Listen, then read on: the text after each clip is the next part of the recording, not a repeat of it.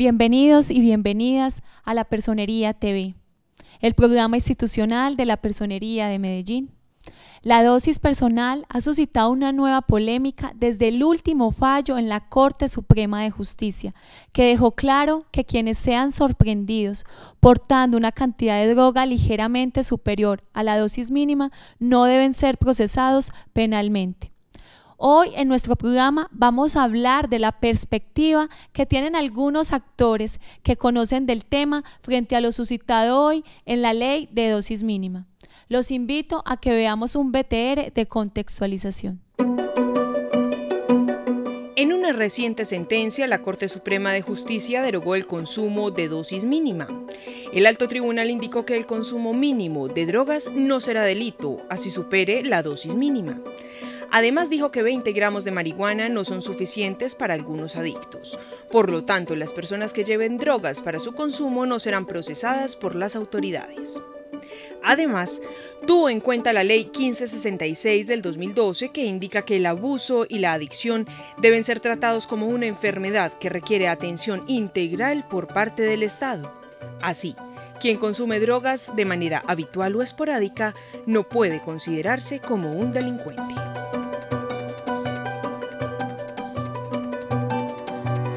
Hoy nos acompañan el doctor Enrique Arteaga Córdoba, docente universitaria, y Julián Rendón, abogado de la Personería de Medellín. Bienvenidos.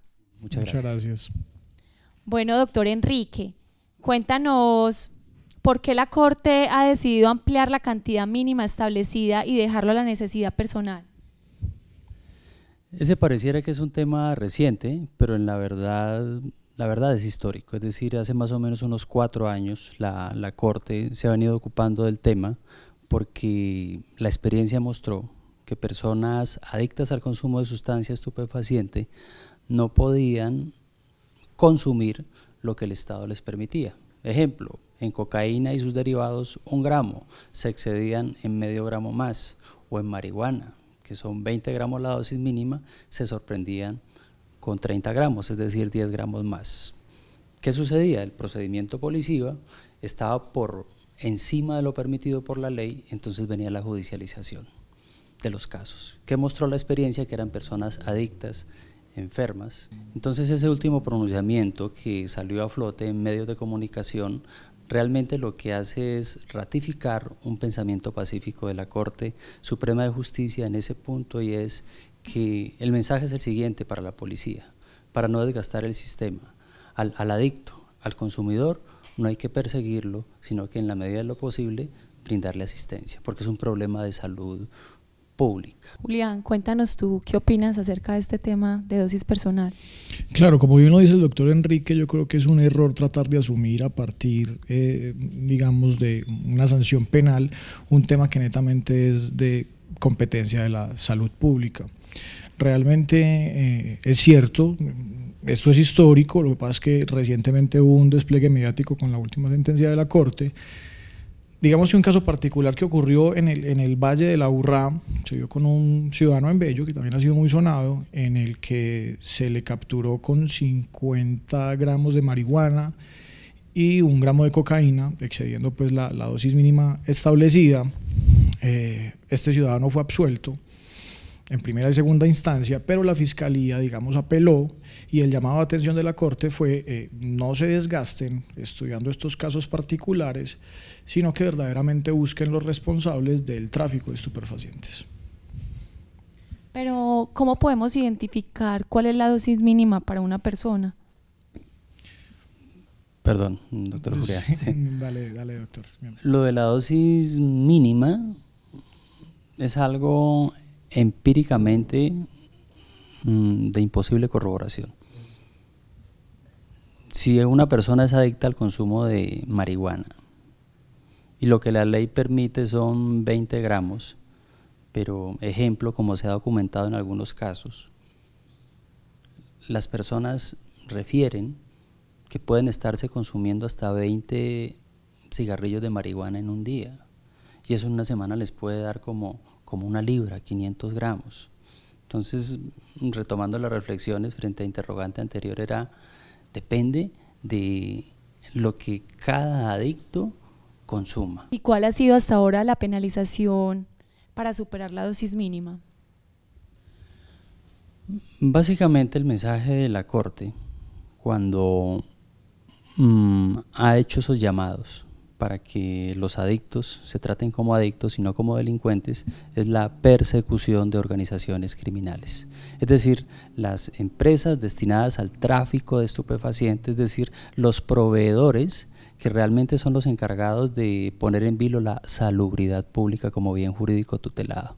Allí obviamente hay una serie de sanciones que, dependiendo del nivel de tráfico de sustancia estupefaciente, realmente pues las penas sí son elevadas, porque son esas personas las que desestabilizan el orden social, son esos individuos los que ponen en peligro y lesionan la salubridad pública, de los que del otro lado se pueden visibilizar realmente como consumidores. Entonces, el punto importante aquí es política de persecución frente a organizaciones delictivas, impactar en la sociedad desarticulando organizaciones criminales dedicadas al tráfico de estupefacientes. Las penas allí obviamente son altas y son restrictivas de la libertad.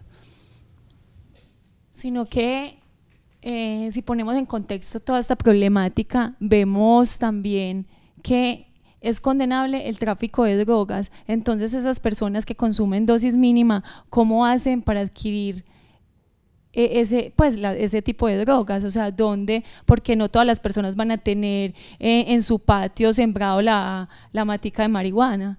Entonces es como, no sé, una contradicción.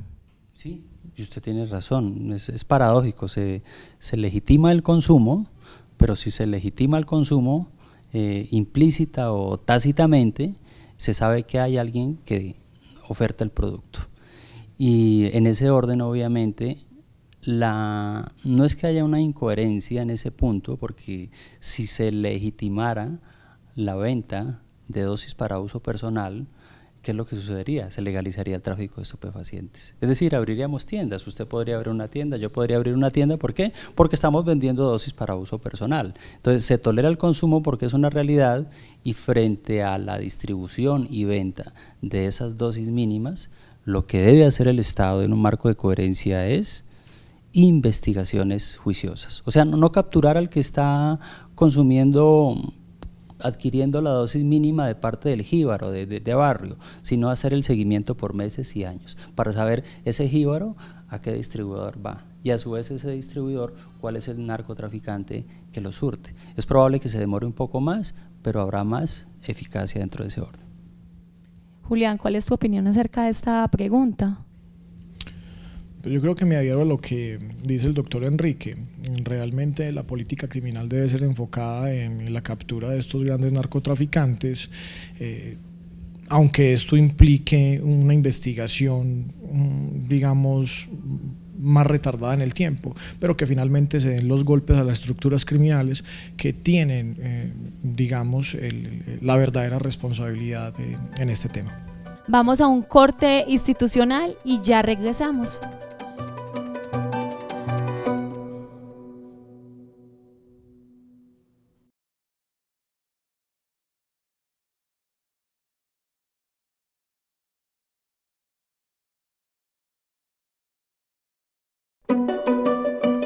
Regresamos a nuestro programa Personería TV, hoy hablando sobre dosis mínima.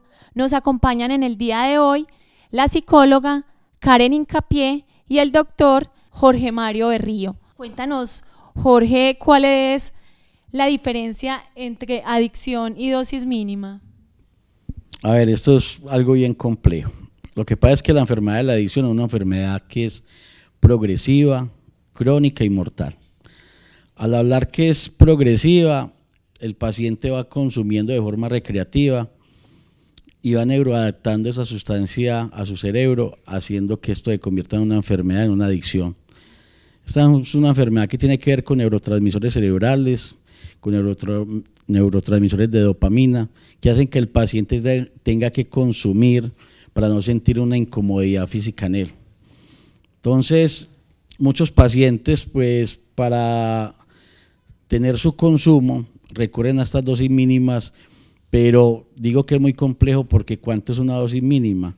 un adicto a la bazuca, por decir algo, en un momento de consumo que puede demorar unas horas o varios días, se puede consumir hasta 100 papeletas de bazuca. La dosis mínima está volviendo una adicción.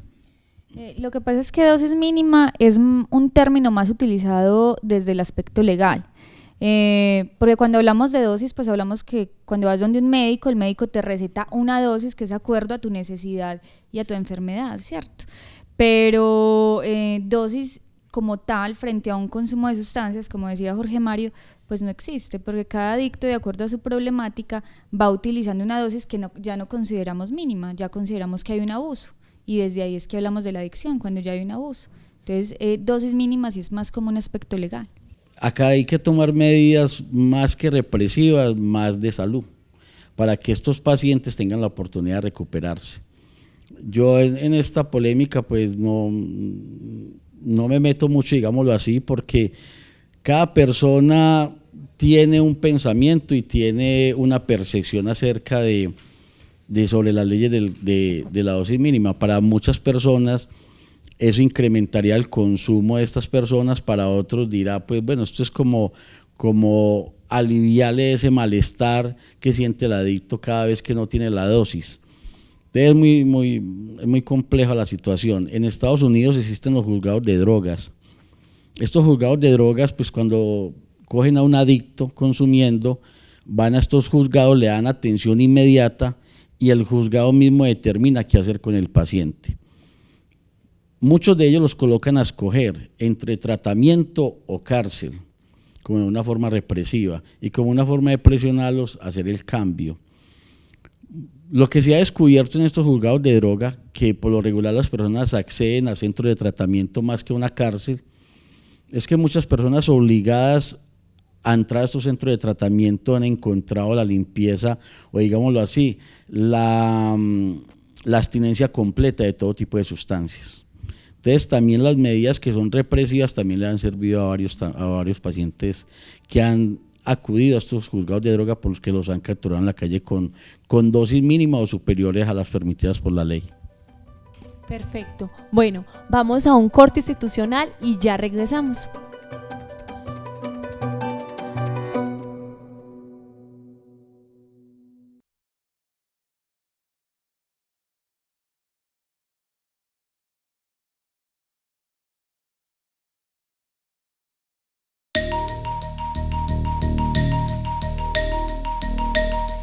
Carlos Mario Aguirre es un joven próximo a cumplir los 30 años de edad. A partir de los 12 años empezó a consumir marihuana, popper, bazuco, cocaína y sacol. En realidad fue desde muy temprana edad. Yo ya a la edad de los 11 años yo ya conocía lo que era el cigarrillo, yo ya sabía lo que era el licor. A la edad de los 12 años empecé con unos amigos a consumir sacol desde muy joven. Y desde ahí empezó a desenvolverse una vida de drogas, de licor, de muchas cosas en mí. Llegué a consumir bazuco, marihuana, popper, mucha clase de drogas. A ver, el motivo por cual yo consumí todas estas drogas, primero yo no me crié con mi mamá. Desde pequeño su madre lo dejó en casa de sus abuelos, quienes le brindaron un hogar.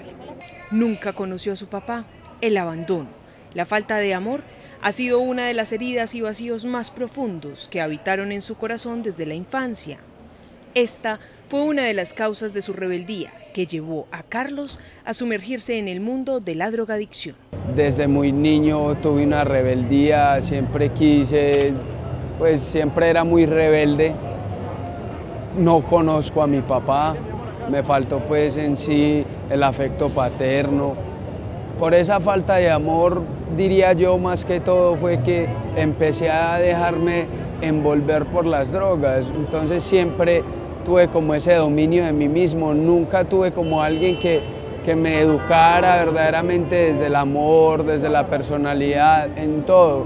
Nunca lo tuve, alguien ahí a mi lado que me ayudara con eso. Yo desde, como te dije ahora, desde los 12 años consumí hasta la edad de los 24 años. Estuve consumiendo toda esta clase de drogas ¿Qué me motivó a mí a salir de las drogas? El hecho de yo saber que ya me sentía solo porque yo vivía fuera de mi casa, siempre quería hacer lo que quisiera, ya a una edad muy adulta. Y al yo ver que perdía a mi familia por yo estar revuelto en las drogas y metido en todas estas cosas, yo primero pensé en qué estaba haciendo con mi vida. Sabía que con las drogas estaba haciendo un daño tremendo, primero a mi salud, y estaba dañando una familia completa, que era mi familia, porque yo llegué al punto donde ya mi familia era muy alejada de mí. La persona que mantenía más pendiente de mí eran mi abuela y mi hermana mayor. De resto ya mi familia eran muy alejados. ¿Qué pasó en ese momento? Ya yo recapacité cuando empecé a conocer de Dios por medio de un grupo de oración. Ahora es un exadicto que, como él nos cuenta, fue sanado por Dios desde hace 6 años. Hoy se siente una persona feliz y útil para la sociedad. Ya hoy en día llevo 6 años, por gracia de Dios, por gracia de los sacramentos que el mismo Dios nos dejó por medio de la iglesia, he podido salir adelante y hasta ahora puedo decir que ya no he necesitado de las drogas para ser feliz. Antes yo buscaba la felicidad en las drogas. A ver, ¿qué le recomiendo yo a las personas que en esos momentos están sumergidos en las drogas? Lo primero, que reconozcan que necesitan ayuda. Desde ahí, desde ese punto, empecé yo, reconociendo que necesitaba ayuda. Y la segunda parte de este reconocer que necesitaba ayuda fue dejarme acoger por la misericordia de Dios, por ese amor, saber que Dios me podía ayudar, pero que yo tenía que poner de mi parte también. Regresamos al programa de la Personería TV, hoy hablando de la dosis mínima. Bueno, Karen, cuéntanos, cuando una persona consume dosis mínima, ¿qué riesgos hay que esta persona se vuelva adicto? Bueno, con la dosis mínima, pues si hablamos de una dosis mínima de marihuana que son 20 gramos, la marihuana no pesa, entonces 20 gramos es una cantidad muy alta. Si alguien consume 20 gramos de marihuana en un periodo corto de tiempo, pues ya hablamos de que hay una necesidad, porque es una cantidad bastante grande, ¿cierto? Cuando hay un consumo de sustancias, las sustancias provocan refuerzos positivos, y es que cuando ingresan al cerebro sueltan dopamina y la dopamina genera placer, entonces se vuelve un refuerzo positivo para seguir consumiendo sustancias. Cada que yo consumo una sustancia, este es el refuerzo positivo, esto es lo que genera en el cerebro. Entonces es muy común que pase que las personas que prueban, entre comillas, ¿cierto? Los adolescentes que yo pruebo, que yo experimento con cierto tipo de sustancias como la marihuana o la cocaína, se enganchen en la dopamina o en el placer que genera la sustancia y que provoquen una adicción. Realmente el porcentaje de las personas, sobre todo con drogas como la heroína, la cocaína o la marihuana, que ingresan experimentando un porcentaje alto, se quedan en la adicción. Como decía ahorita la doctora Karen, para ver una adicción se requiere de 2 componentes, obsesión y compulsión. Entonces un paciente que consume cocaína, que empieza a consumir 1 gramo de perico, para un adicto eso no es nada, porque la cocaína produce una gran compulsión en él. Entonces va a necesitar consumir y consumir y consumir y consumir. Y en el momento de que no tiene o se le acabó la dosis, va a entrar en un grado de ansiedad tal que va a hacer lo que sea por la próxima dosis. Y va a perder la percepción del riesgo y no le va a importar exceder de esos gramos para su consumo. Y así pierda la libertad. Bueno, ¿y qué probabilidad existe que una persona que empieza solo consumiendo marihuana pueda consumir después otras sustancias? Bueno, eso es muy relativo. Hay un mito, y cuando digo mito es porque pues, no hay algo científicamente comprobado que diga que toda persona que ingrese con la marihuana va a consumir otro tipo de sustancias, pero el porcentaje y lo que ha mostrado la experiencia es que pasa.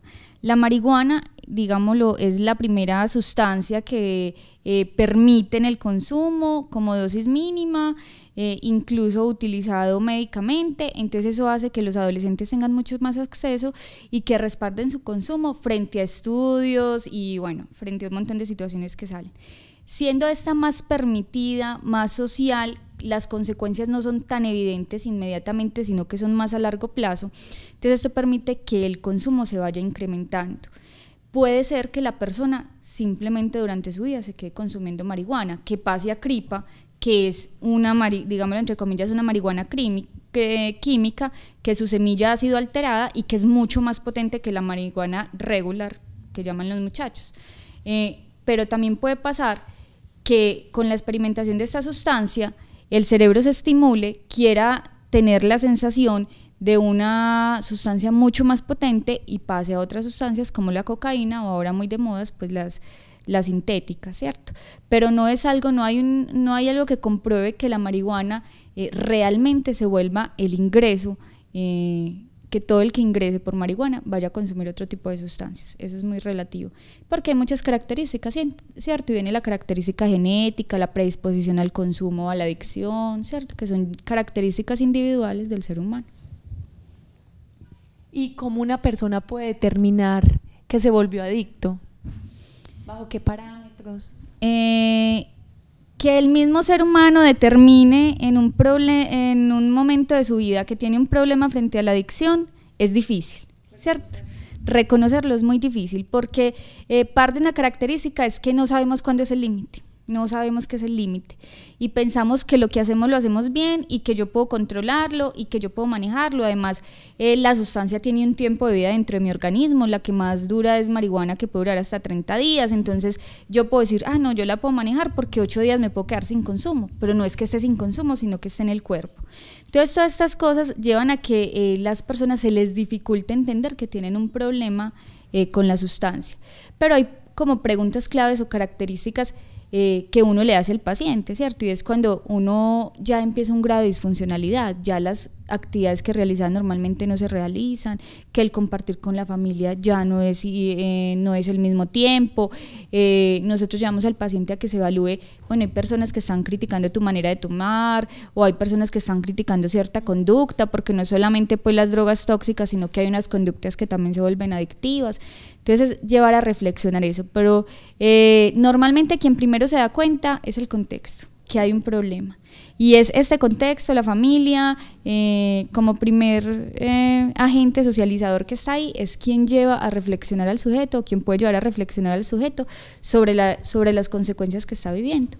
O a veces medidas legales, como imposición del otro, pues ya en una medida legal, o las consecuencias de accidentes o consecuencias que llevan la sustancia, que sí hacen, que llevan al ser humano a tomar un par en su vida para reflexionar sobre la conducta, pero realmente encontrar este límite es difícil. También sabemos que si yo tengo un malestar, si yo tengo la necesidad de consumir determinadas sustancias, soy un adicto. Si hay una incomodidad física en mí por no consumir, por no tener esa ingesta de droga o de algún comportamiento, porque también hay comportamientos que me llevan a la adicción, como el juego, como la ludopatía, que también produce esos mismos efectos en el cerebro de dopamina. Entonces, si yo tengo un malestar por no estar haciendo esa acción, pues soy un adicto sencillamente. Y cada vez que, por ejemplo, en el caso del alcohol, si hay una persona que no es un hombre de un solo trago, ahí hay un problema. Bueno, doctor Jorge, doctora Karen, muchísimas gracias por habernos acompañado en el programa. Recuerde que sus opiniones son muy importantes para nosotros. Envíenos sus comentarios o sugerencias al correo que aparece en pantalla o visita nuestras redes sociales. Síguenos por Twitter, @personeriamed, o en Facebook, Personería de Medellín Oficial. Das clic en me gusta o en nuestro canal de YouTube, Personería de Medellín TV. Hasta pronto.